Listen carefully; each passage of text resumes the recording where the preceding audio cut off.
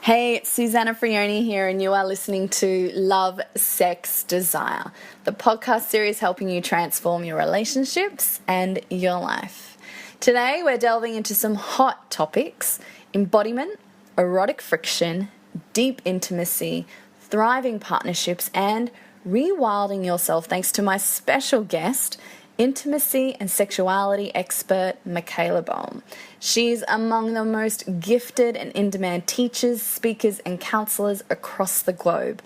Born and raised in Austria, Michaela combines her background in psychology and extensive clinical experience with her in-depth training in the yogic arts as a classical Kashmiri tantric lineage holder into a unique offering of experiential learning. She is passionate about teaching women and men the skills that enhance deep intimacy and lasting attraction. Michaela's ongoing clients include Oscar-winning actors, producers, writers, multiple Grammy-winning musicians, CEOs, and multi-billion-dollar fund managers. When she's not traveling the world teaching her workshops, immersions, intensives, and teacher trainings, you'll find her in Ojai, California, where she lives on a small organic farm, rescuing and rehabilitating abused and neglected animals. Beauties, if creating a thriving relationship and a passionate sex life is of high priority to you and really matters, then I trust that you are going to enjoy this episode immensely. Be prepared to take notes. So welcome, Michaela. I am absolutely thrilled to be speaking with you today. Well, thank you for having me. The first question, I want to kick things off really light. When was the last time you danced, and what song was it to? Probably 3 hours ago, to a song called, if I would know what it's called, I can tell you the composer, but probably not the song. Hold on. Oh, go for it. What type of music is it? It's ambient. I just did a tiny little bit of movement so that I could, get out of my computer head before I went to the chiropractor. And so, randomly throughout the day, I will, just go and move a bit. Luke Howard is his name. Oh, say that again. It's actually Luke Howard. He's actually from Melbourne. Oh, there you go. An Aussie guy. Yeah. I can't say I've heard of him. I'm going to look him up. Okay. Awesome. Him out. He has a SoundCloud account, and he's incredibly talented. And I just love his stuff. It's very, very beautiful. I know dance. I've seen you write about dance a few times. I'm curious to know, what sort of role does dance play in your sort of personal life, but also in your teachings? Well, it's my greatest love is dance in a certain way, for, many reasons. Number one, in the tradition I was trained in originally with my first teacher, devotional dance, a very specific kind of devotional dance, that's not scripted like Odyssey or Bharatanatyam. It's a very generative from the place of emptiness kind of a practice. But that kind of dance and everything that comes with it was really my original love and art form. And it stayed like that ever since. And there isn't really a day where I don't at least do some dance movement. Some of it looks a bit different. I can tell you a little bit about the other kinds of movements I do, but there's never a moment where that isn't really personal to me, very important. And then, of course, in my work with women, and there's other dance-related things to be said for men, but when we talk about women, the ability to just find a piece of music and move and remember our bodies and remember the joy that comes through the expression of dance and remember kind of the wildness and the freedom of that movement is super important. And there's lots and lots of benefits on all levels. So it's one of my biggest loves is for sure dance. Oh, yeah, I love dance. I actually host sacred dance parties and workshops, and it's interesting. I always say it's different to. I mean, yes, I definitely just put the music on and I move, but it's such an internal experience for me of just diving in deep. And for me, I'm receiving the music and feeling where it's landing in my body and noticing how that does a little dance and then wants to express itself out, which would be very different to just, cranking on some tunes and just moving the body for the sake of moving the body and having no awareness of what's happening. But to me, it's one of my most erotic, joyful experiences. Yeah. I'm curious, you mentioned some other kinds of movement. Yeah, I've developed over the years, I have a very varied background, and one of the areas that I was very heavily immersed in was actually in the realm of somatic trauma release and trauma therapy. I worked as a counselor for a long time, and in that time as well, ran a drug rehab, very heavy duty stuff, and the somatic release of very traumatic events was a big part of my counseling life. And so in conjunction with the practices I had done and learned from my clinical training and from my teacher and from my own experience in having to deal with my clients' issues, because one of the things when you're a counselor, and I did for I think 14 years, I did 8 to 9 sessions a day, 5 days a week. Wow. Yeah, so I've logged over 40,000 client hours in my lifetime, and so getting that out of my own system was equally as important as helping other people, and so I've developed this method called the NonLinear movement method, which I now, for the first time, actually in Australia, will teach the nonlinear movement method. We just taught it in Europe and in the US and graduated the first teachers. And that particular movement is a completely unorganized, meaning it doesn't follow a structure. It's not yoga postures. It's not martial arts. It's essentially an unstructured movement that's facilitated by the facilitator to access the natural genius of the body.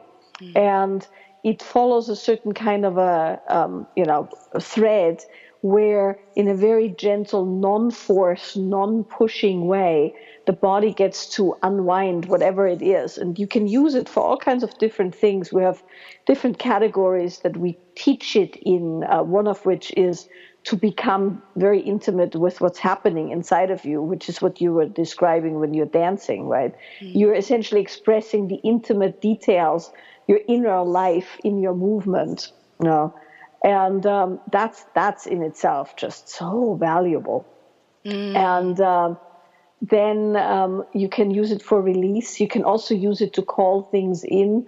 There's a specific slice that deals with finding the pleasure in the body that's already there, and learning how to amplify pleasure for the sake of both embodiment, being able to have much stronger sensations in the sexual domain, overall sensuality. So there's all kinds of ways you can use it. And I've done this for a good almost 30 years now, daily. I love it. And something I really appreciate about your work is how body-based it is. Mm-hmm. Can you speak a little about the importance of embodiment, particularly as it relates to relating with others and partnerships? Yes. Well, I sometimes say this in my workshops, right? So far, and that's the caveat, so far, sex still happens in the body. And not just physical penetration, but the whole play of the erotic, right? That whole slice of our lives that deals with the interplay, of the Shiva and the Shakti, the masculine and the feminine within us, and then with a partner. And it doesn't matter if you are, into women or men, or homosexual, bisexual. Doesn't matter. Any time you engage in sexual tension with someone, these principles show up. And one of the big aspects of in the erotic play, as well as in the rest of your life, is intimacy, right? The ability to be available, the ability to feel what's happening within yourself. Because before you even have intimacy with another human, you have to have intimacy with yourself. So you know what you're feeling, so that you can respond moment by moment, and not suddenly 3 days later figure out that somebody did something wrong.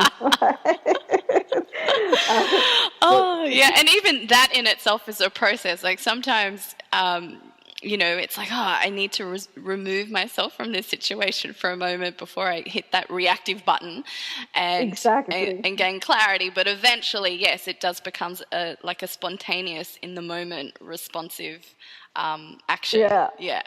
Yeah.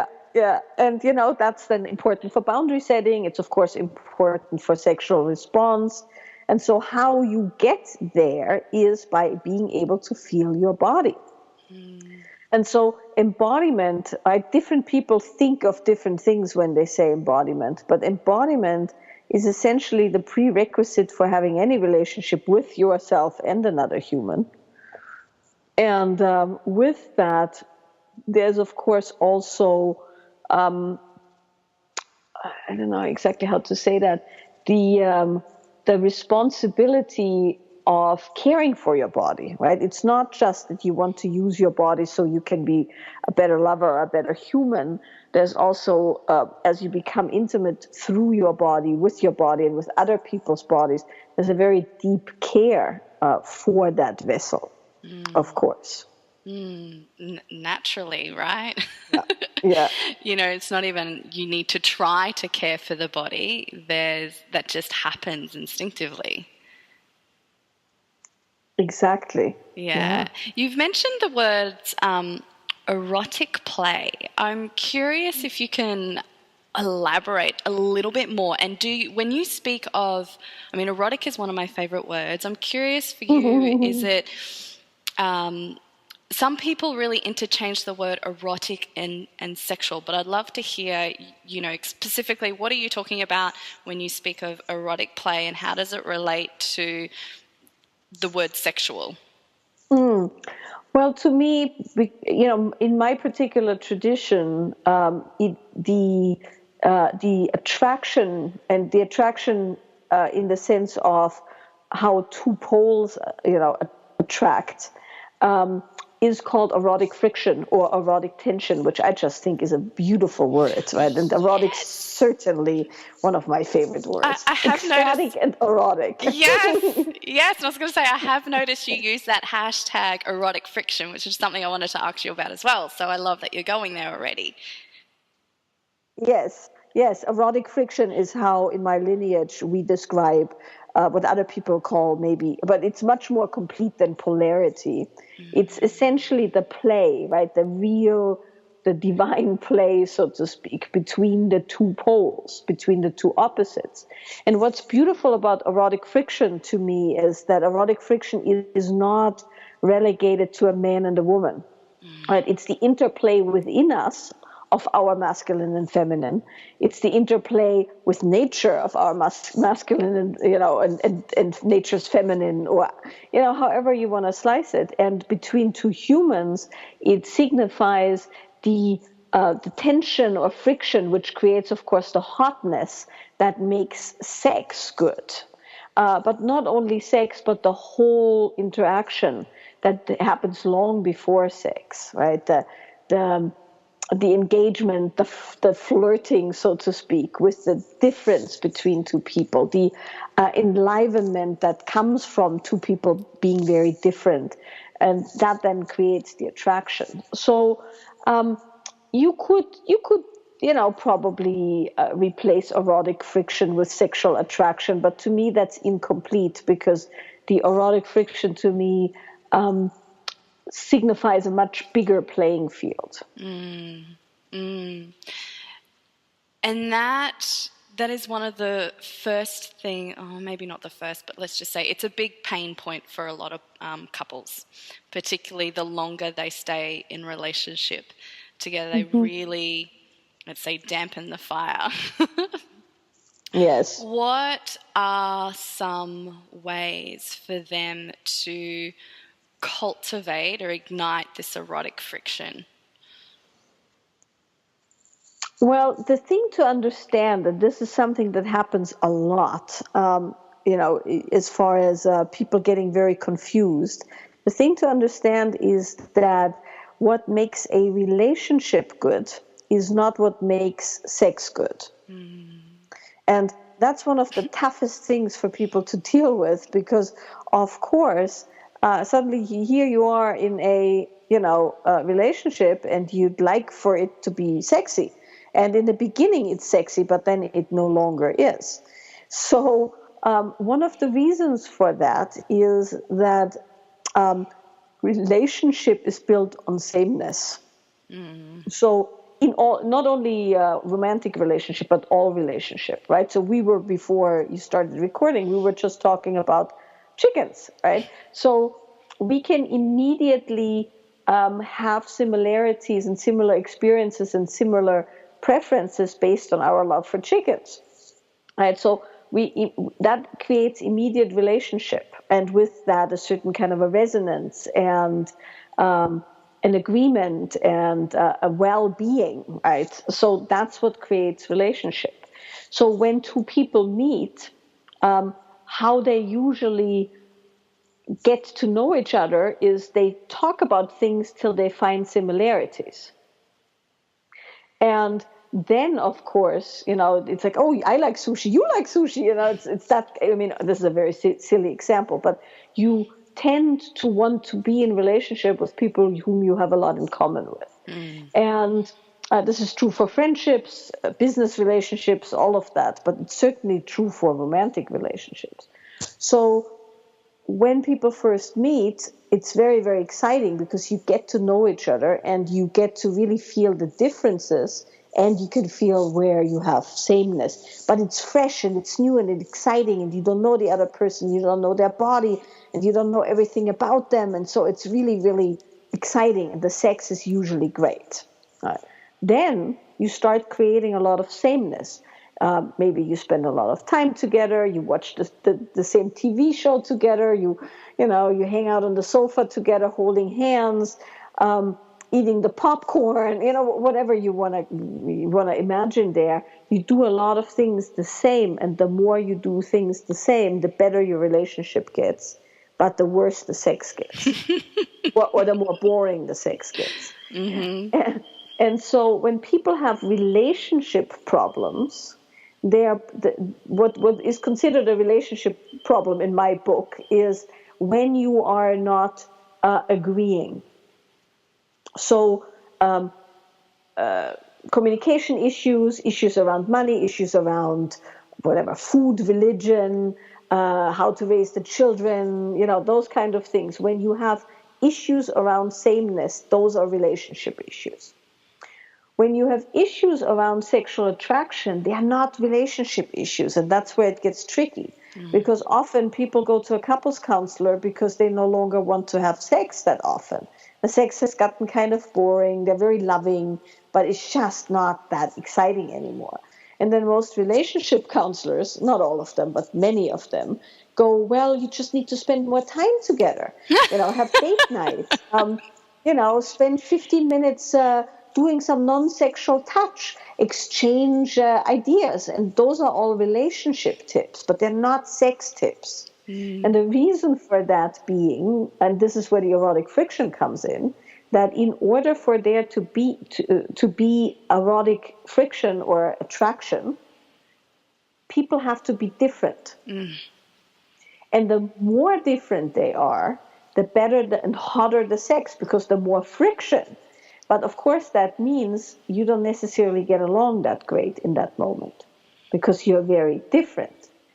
And so you know this probably as much as anyone, right? I mean, I've had some of the best sexual chemistry with people I didn't even like. Yeah.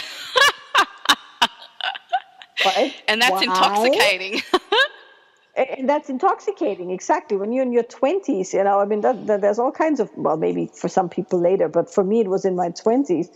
I mean, I wouldn't be seen with these guys on the outside the bedroom, right? But sex was glorious because there was such difference. There was not a lot in common, and so how that then translates into being a couple and having a wonderful relationship is that you understand that for the sake of the sexual occasion, and only for the sake of the sexual occasion, you need to know how to make yourself different. And the more you know that, and that's a skill. There's nothing wrong with you. You hear this a lot. You're not masculine enough, or you're not enough in your feminine, right? That's essentially bullshit, to say it very clearly. Because, or even the sex is broken. It's just not working anymore. It's just not working anymore. It's a lack of skills. Yeah. Now, the good news is it's a lack of skills. You can acquire skills. It's not as easy finding somebody who you genuinely love and like being with and have a great time. That's much harder to find. So I would always err on the side of having a great relationship and a mediocre sex life. Then you can learn how to spruce the sex life up, which is not that hard if you know what you're doing. But for the rest of the time, you're actually with somebody you like, versus you have a great sex life, but you're always like one step away from having a black eye because makeup sex is the way that you entertain yourself. Oh, so destructive. Yeah. Yes. Yeah. I'm curious for you in this, cultivating this difference for the sake of having a rich sexual life, let's just put it like that. What does that actually look like in your world? How do you cultivate this difference?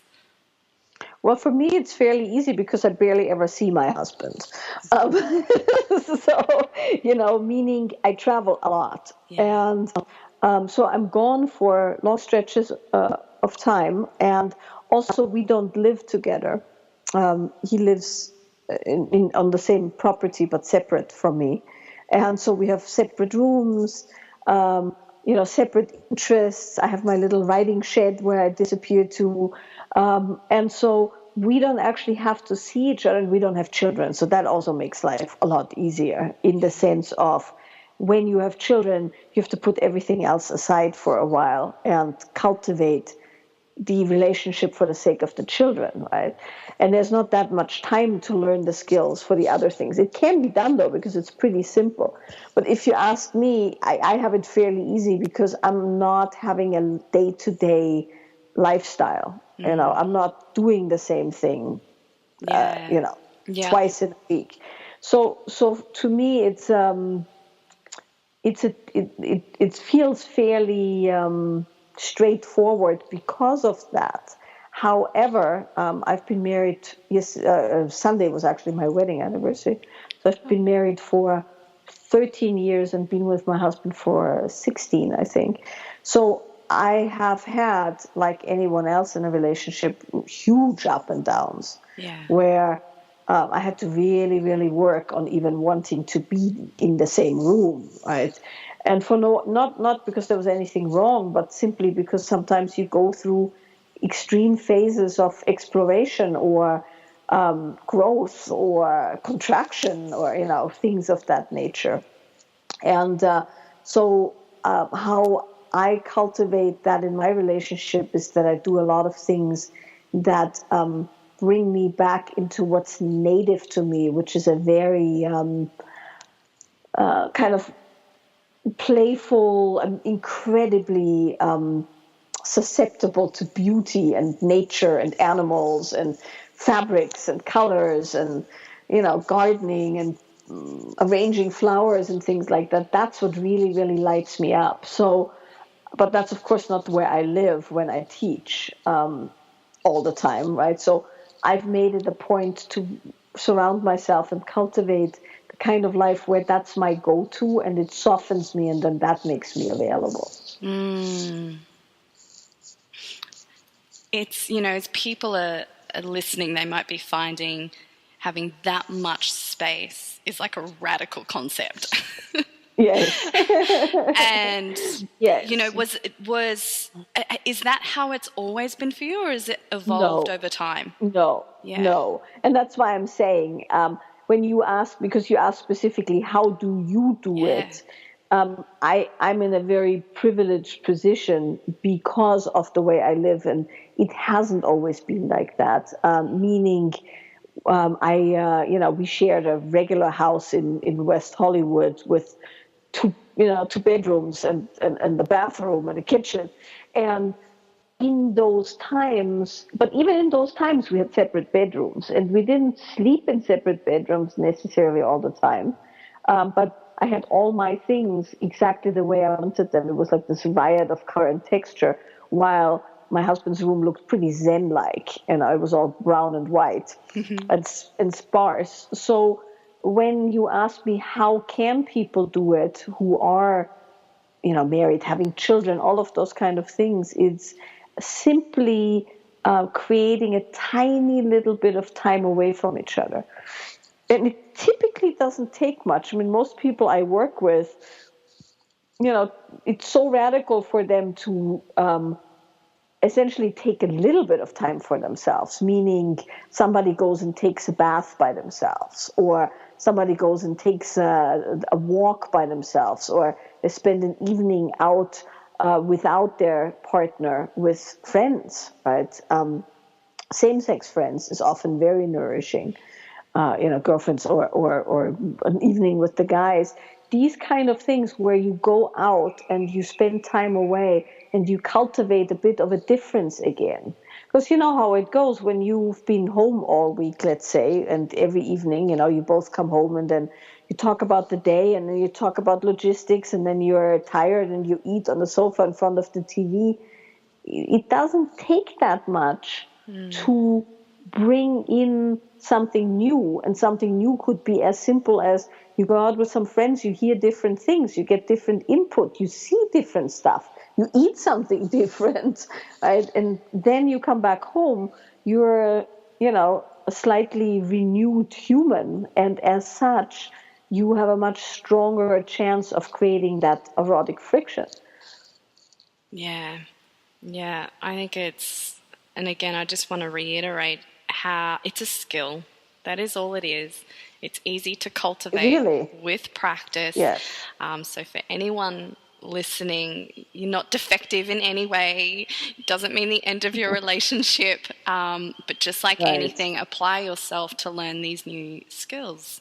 Yeah. Yes. And it is, again, it has, I've definitely been on a journey personally in the realms of, marriage and relationships. And it's been interesting to observe how important that sexual connection and vitality is for me with a partner, and the need for space to keep that alive, which bumps up, I guess, that the general idea of you are meant to live together and there is one master bedroom, and it has you questioning a lot of things, and there's beauty in that because it gives you a lot of freedom in creating a life that really brings you to life.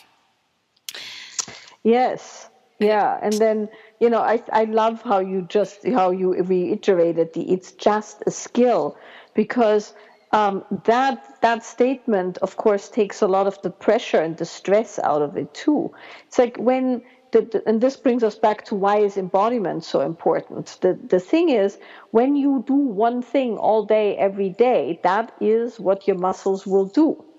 So if you spend all day, every day, working and telling people what to do, right? And then you come home and now you want to surrender to your partner, let's say, your muscles actually don't know how to do that.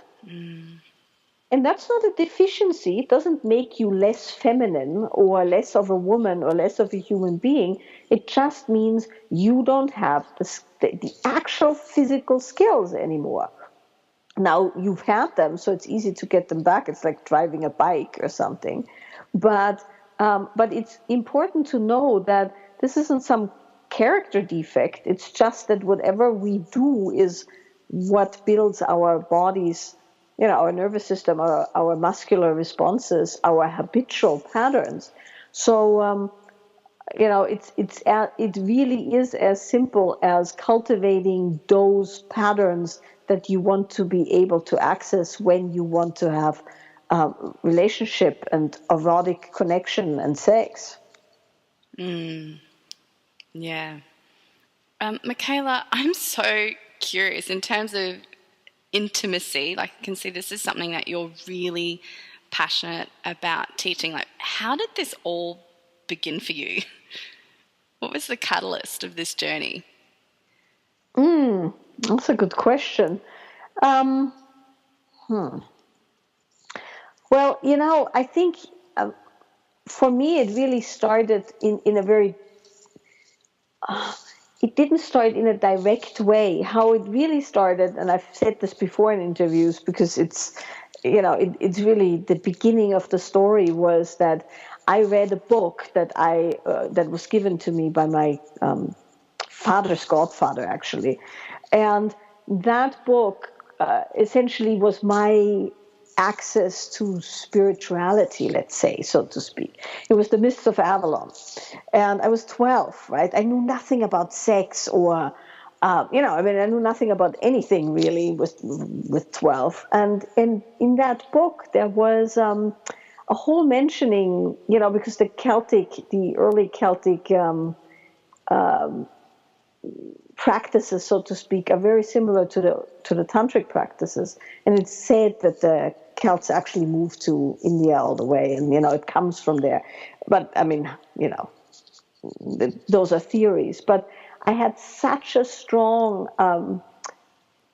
affinity to those practices that I decided I was going to be a witch, right? Like I was going to be a priestess or witch or a sorceress or however you want to say that. And I set out with 12 learning about herbs and spices and spells and all kinds of things. And it actually developed from there. And I had a very strong vision when I was 15 probably, that I was going to have this house with this big herb garden, and people were coming to get support, with women mostly, with all the things that they needed, and I'd be a healer and a counselor and the sorceress essentially, and that was my career goal.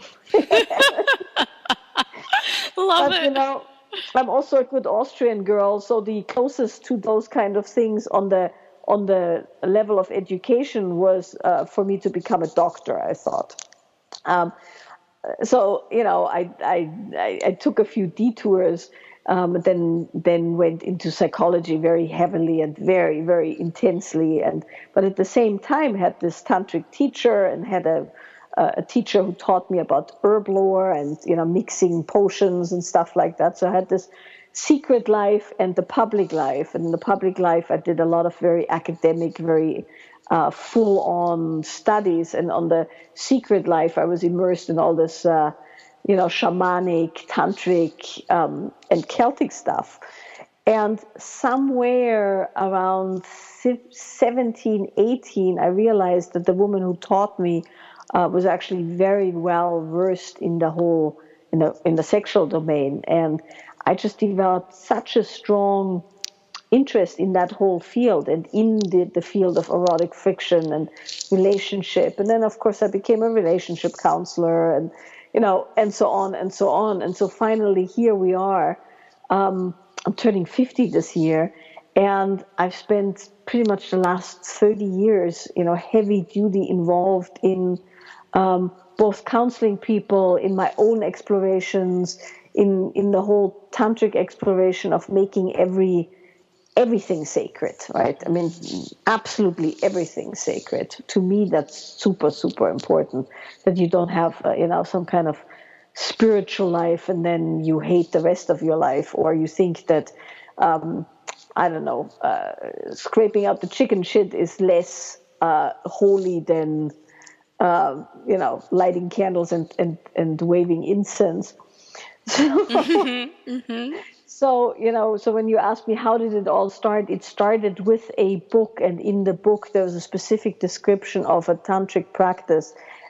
In this book, it was a Celtic practice where the priest and the priestess perform essentially a sacred sex ritual for the benefit of the land and its people. And that was the beginning, And I was 12. I knew nothing about these things, but it was like, yeah, okay, of course. Yeah. Wow, that's incredible.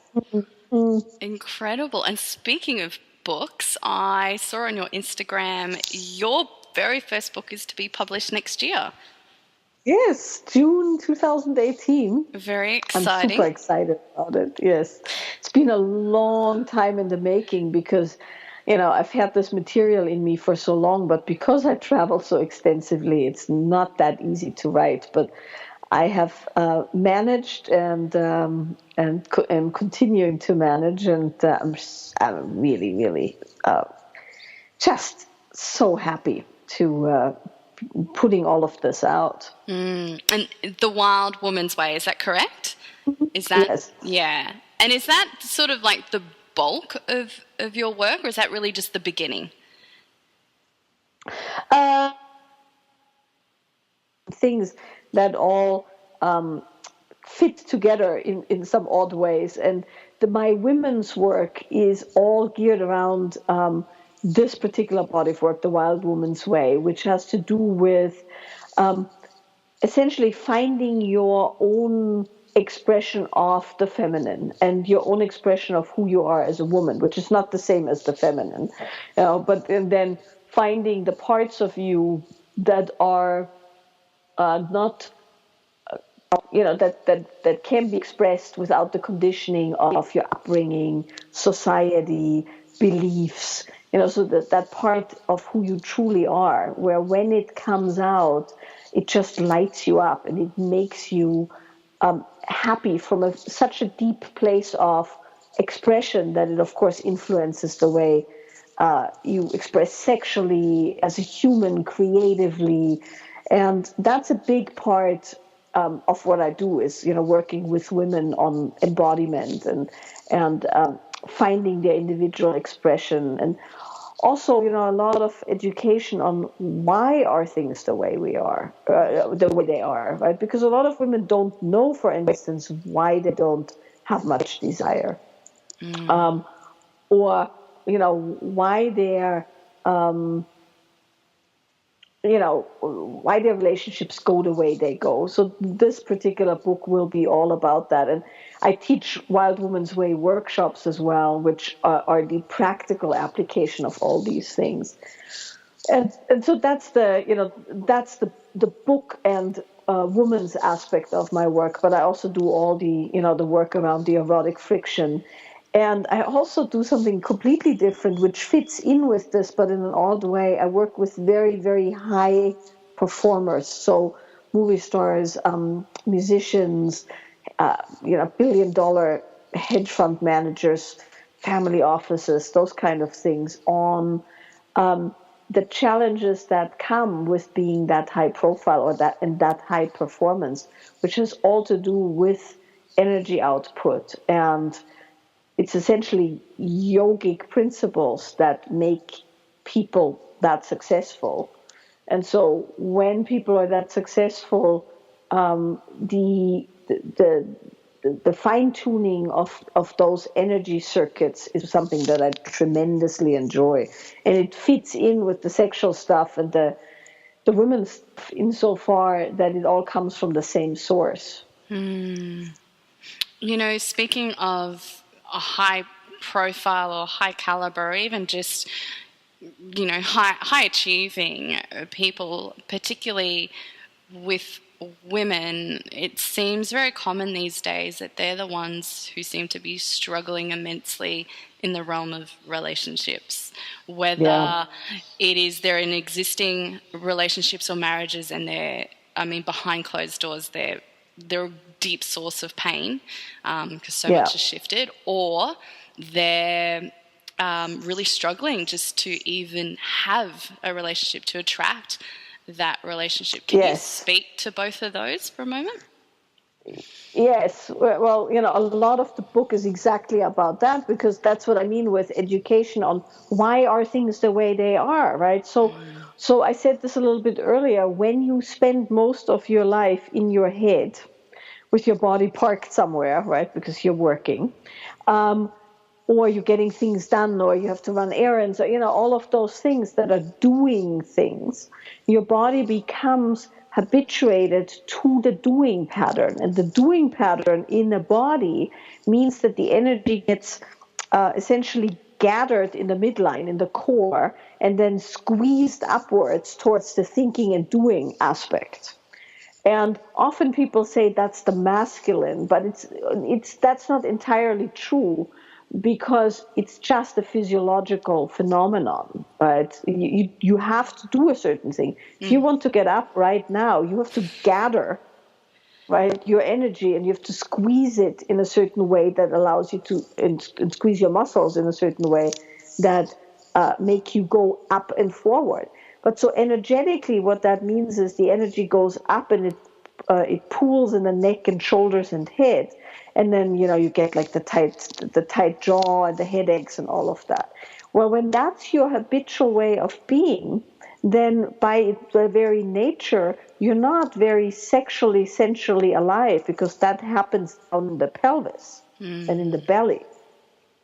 And it's not useful to have all the energy pooled down there when you need to get shit done, so to speak. Yeah. So through habituation to those patterns, you will become a certain kind of a woman, a woman who gets shit done and kicks ass and, takes names later. Now, of course, that's not attractive sexually.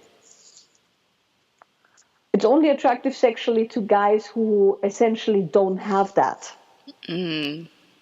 Because remember, it's always the opposites that attract sexually. So when you are that kind of a woman, you essentially attract the guy who probably, this is the stereotype, right? Yeah. Lays on the sofa, watches TV, porn and video games, or some version thereof, right? Or is the artist that never makes any money, can't remember anything, or the massage therapist, very feeling and loving, but has no follow through or organization to them. Those kind of guys are attracted to women who can kick ass. And the problem, though, is that underneath all that kick-assery, so to speak, is the heart of a woman who wants to be taken, who wants to be relieved from the constant doing, who wants to be, playing and engaged in that kind of a erotic play that makes her be the one who gets to open and relax and release and invite. And of course, if you don't have muscle for that, habitual muscle, that's not possible. So when you go on a date, unless you know what to do, and dancing, as you were describing earlier, is a good way to deal with that, right? You just have to do it daily. You have to be able to find the other parts of your body and your other muscle memory, which is the one of the kind of posture, so to speak, that is the invitational surrender posture. And then that attracts, of course, a man who is the very thing that she might be during the day, but he's like that in the bedroom. And then you have a chance of having the kind of intimate life that you'd like. But if you don't know that, you just go and you constantly think there's something wrong with you, and you go from workshop to workshop trying to fix yourself. Or you think there's just no men available and all the problems with the men. Right. Exactly. Where are all the good men? Yeah. Steve, my teacher, always says, when somebody says, where are all the good men? Where can I find the good men? He says, well, find a good woman and follow her home. And what he means there with good woman is just somebody who's able to play the whole spectrum and not just the kick-ass doing part. Because pleasure and softness and play and surrender in whatever ways we choose is our birthright, right? That's part of our genetic setup. We're the ones who are creation in a certain way, not doing, and getting shit done. So that's one of the main reasons why women have such a hard time. And then there, of course, is the depolarization that comes from two people doing the same thing all the time, and both people are making a living and getting things done. And then you're essentially, at the end of the day, not only not different, but you're actually almost antagonistic because you're both in that same mode. And I can tell you, and I'm sure it's the same for you, how many women I know who just don't even feel like having sex because it requires them feeling their body, and there's so much stuff stuck in there that you don't even want to go there. Yeah. Yeah, definitely. Oh, I can feel the women listening partially inspired and partially like, holy shit.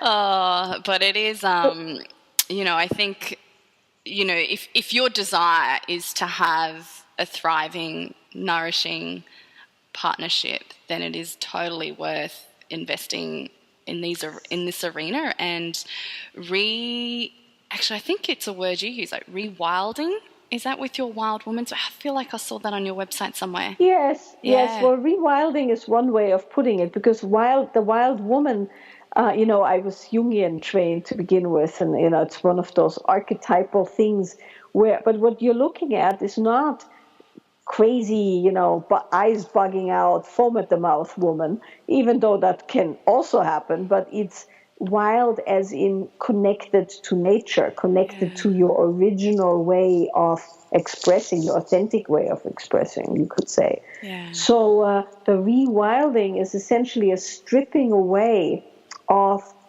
coping mechanisms and ways that we made ourselves be so that we would be loved and fit in and not create trouble and be, good girls and all of those things. And so when you rewild, you're actually unlearning things, so to speak, not adding more 10 tips to gather your perfect man. Instead, you're going, nah, I'm not going to do any of this. What do I really want to do? Who am I really? Right. And often when I do women's workshops, I'm doing one this weekend, and then I'm doing one in Byron 2 weeks from now, I think, or 2 or 3 weeks from now.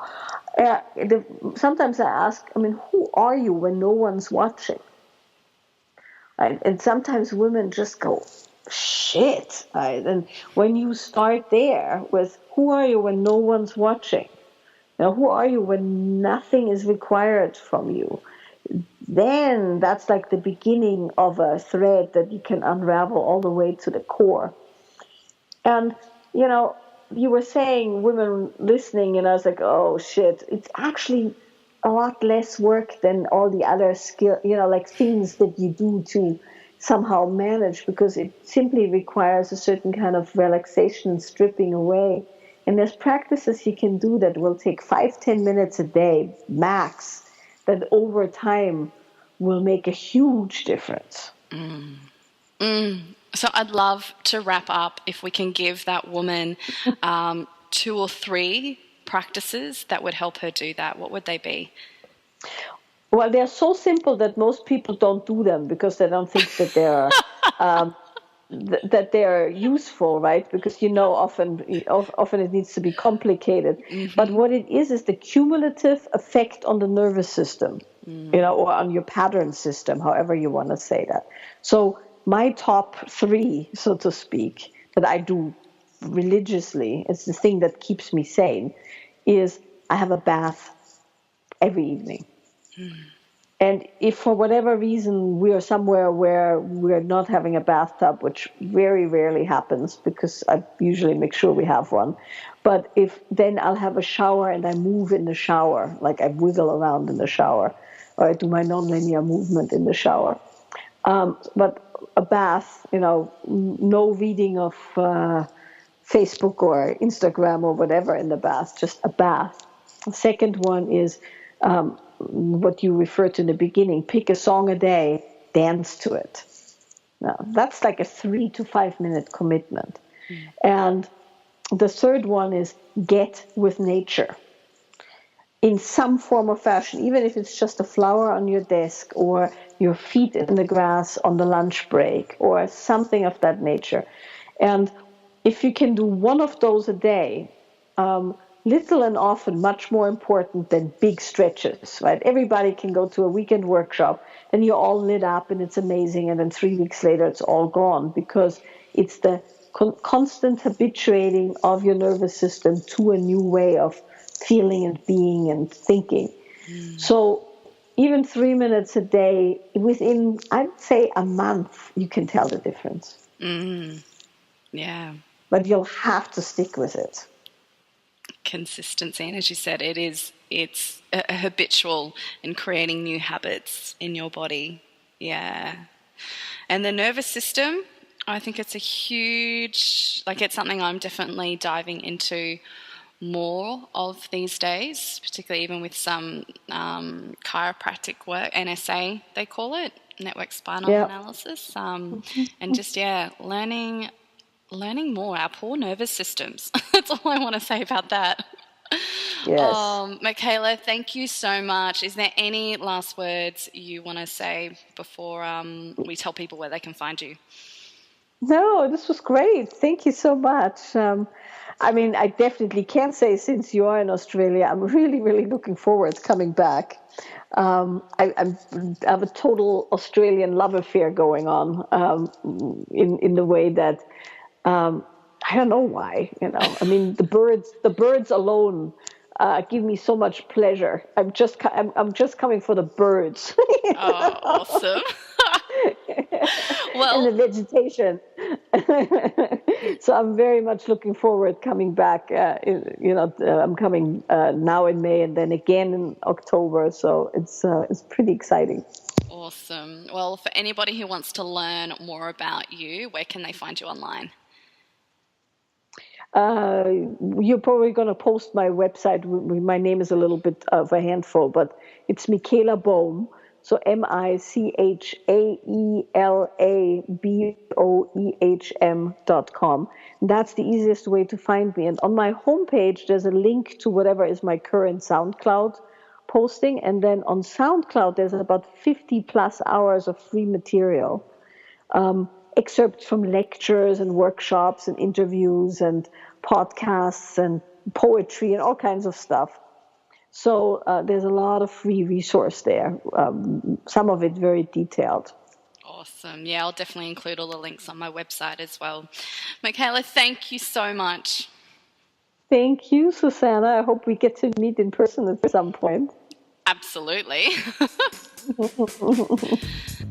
If you enjoyed this episode, subscribe on iTunes, leave a review, and share it with your friends. If you're looking for more great resources and inspiring insights, then go to susanafrioni.com and sign up for my email updates. Until next time, here's to celebrating and exploring all things love, sex, desire.